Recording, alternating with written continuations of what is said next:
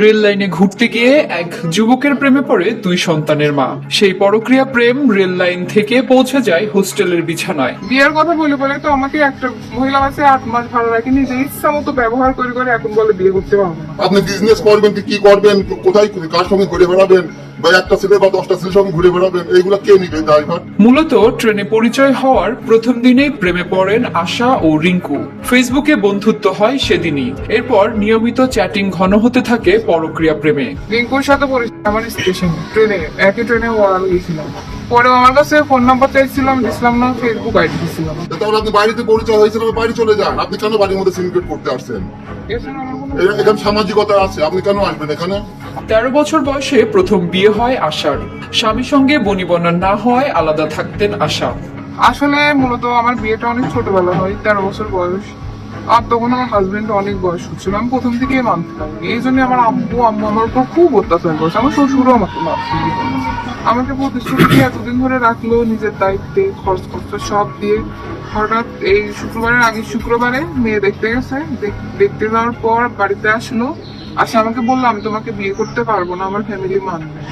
এটা বলে তখন থেকে যোগাযোগও বন্ধ। তারপরে কোনো টাকা পয়সাও আর দেয় না, কিছু না। পরে আমি পরের দিন থানায় একটা অভিযোগ দিছিলাম। তো এর মতো হচ্ছে ওসি স্যার বললো যে তোমরা পারলে মেয়ের সাথে মীমাংসা করে নাও। রিঙ্কুর সঙ্গে প্রেমের পর তারই পরামর্শে মেসে গিয়ে ওঠেন বলে জানান এই নারী। তার দাবি সুযোগ পেলেই নিজের মেসে নিয়মিত মিলিত হতো প্রেমিকের সঙ্গে। আমার অত মনে হয় অনেকবার দিচ্ছে, 15 দিন পর পরই। কোথায় নিয়ে যেত? ওই থানার মোড়ে হোটেল টুরিস্ট লজ, ওইখানে বড় বাজারে একটা কাকু আছে, ওর নাম আমিরুল, ওর বাসায় একদিন নিয়ে গেছিল রাত্রিরে। 7 মাস প্রেমের পর বিয়ে করতে রাজি না হওয়ায় রিঙ্কুর বাড়িতে অবস্থান নেন দুই সন্তানের জননী আশা আক্তার। বিয়ের দাবিতে শুরু করেন অনশন। ছুরিটা নিয়ে গেলাম, আমার দায়িত্বটা নেন, যখন বাড়িতে বের করে নিয়ে আসেন হয়তো দায়িত্ব নিলে আমার মারি ফেলাবেন, আমার বাঁচান তো অন্তত, আত্মহত্যা তো আমি করবো না। কুষ্টিয়ার সদর উপজেলার হাটশহরীপুর ইউনিয়নের বোয়ালদাহ মোড় এলাকায় প্রেমিক মেহেদী হাসান রিঙ্কুর বাড়িতে এই অনশনে বসেন দুই সন্তানের জননী। এদিকে ওই নারীর অনশনের খবরে বাড়ি ছেড়ে পালিয়েছেন অভিযুক্ত প্রেমিক রিঙ্কু। আপনি আমাকে চেনেন?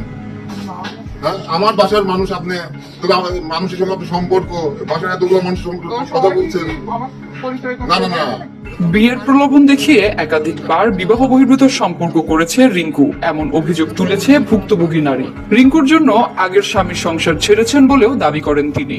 আমার আগে এক জায়গায় বিয়ে হয়েছিল, সংসারে আমি স্বামীর সাথে মানায় নিতে পারিনি, এই জন্য আমি থাকতে চাইনি। আব্বু আম্মু আমাকে খুব মারধর করতো এই জন্য।